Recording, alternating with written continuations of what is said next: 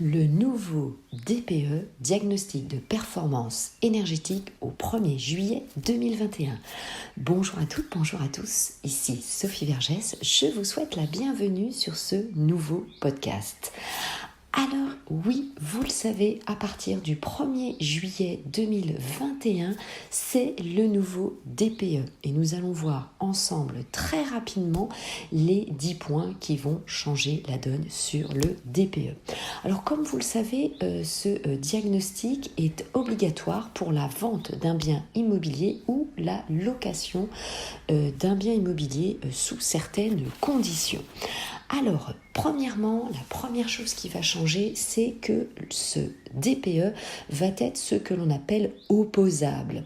Opposable, cela veut dire quoi? Ça veut dire que vous allez avoir le droit de demander réparation s'il y a un manquement aux obligations du vendeur, du locataire ou du diagnostiqueur pour tous les DPE réalisés à partir du 1er juillet 2021. Donc ça veut dire que ça a une vraie valeur juridique. Demander réparation, par exemple, si le vendeur vous a promis que le bien n'était pas énergivore, par exemple, et qu'en fait il l'est, votre DPE sera opposable et vous pourrez lui demander de refaire les travaux nécessaires. C'est surtout évidemment dans ce cadre-là que nous pouvons l'entendre. Deuxièmement, quelle est la méthode de calcul? Vous le savez, le DPE, c'est toujours un sujet assez épineux et donc il y avait précédemment 2 méthodes de calcul. Ce qu'on appelait la méthode sur facture, lorsque le diagnostic récupérait les factures, et ça c'était souvent évidemment compliqué, et la méthode de calcul 3CL. Aujourd'hui, c'est cette dernière méthode qui est retenue pour évidemment vous donner votre lettre de DPE.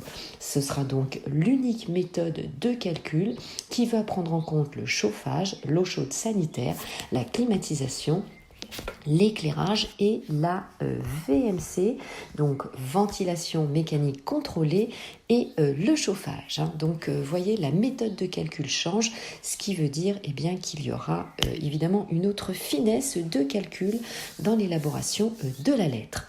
Ensuite, troisième point, la localisation, l'emplacement donc du bien immobilier est aussi pris en compte pour les étiquettes E, F et G, donc les dernières étiquettes de la grille pour calculer. Les seuils étiquettes pourront varier selon le département ou l'altitude. Donc vraiment, il y a une prise en compte aussi de l'emplacement, de l'adresse, de l'environnement du bien immobilier. Donc très important, vous allez voir évidemment, cela va changer.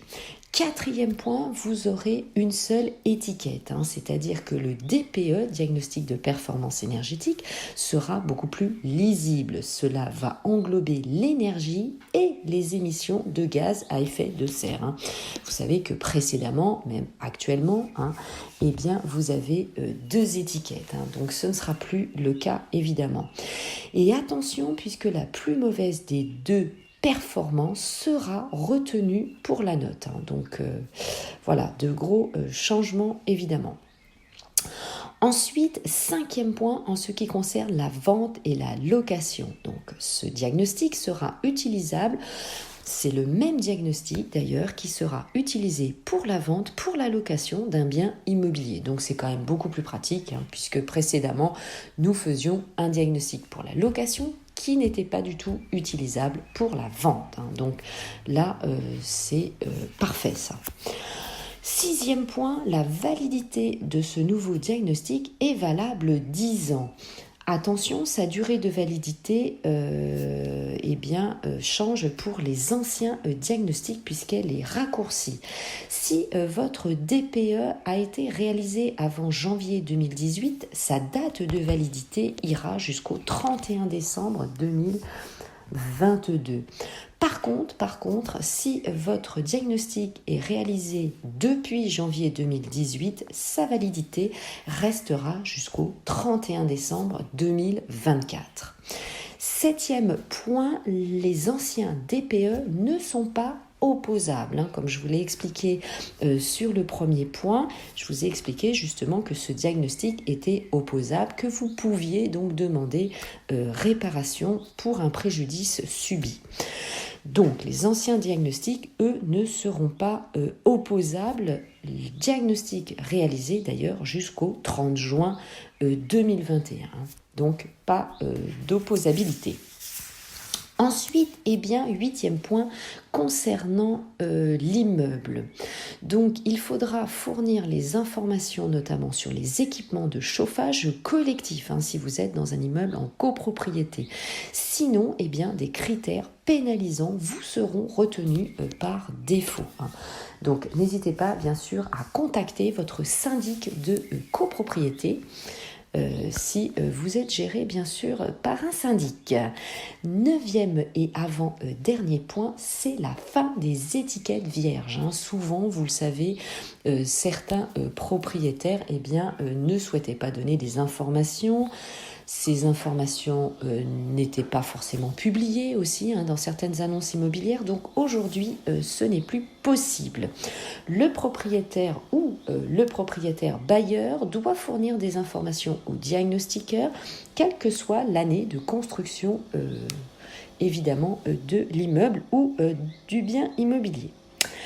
Alors, si vous souhaitez évidemment écouter mes nombreux conseils, vous pouvez me suivre sur mon groupe Facebook Investir en immobilier, l'immobilier au féminin, mes comptes Instagram, mon compte TikTok, ma chaîne YouTube et bien sûr je fais des lives le samedi à 18h sur mon groupe Facebook et sur Clubhouse de 18h30 à 19h30. Je vous y attends, ce sera avec grand plaisir que nous échangerons ensemble sur votre projet immobilier d'investissement ou d'acquisition bien sûr. Alors dernier point, que se passe-t-il pour le DPE tertiaire? Le DPE tertiaire, ce sont les diagnostics de performance énergétique pour les biens immobiliers professionnels. Alors, le DPE reste le modèle de facture, donc il est partiellement inchangé. Voilà, c'était tout pour ce podcast. Je vous remercie de m'avoir suivi.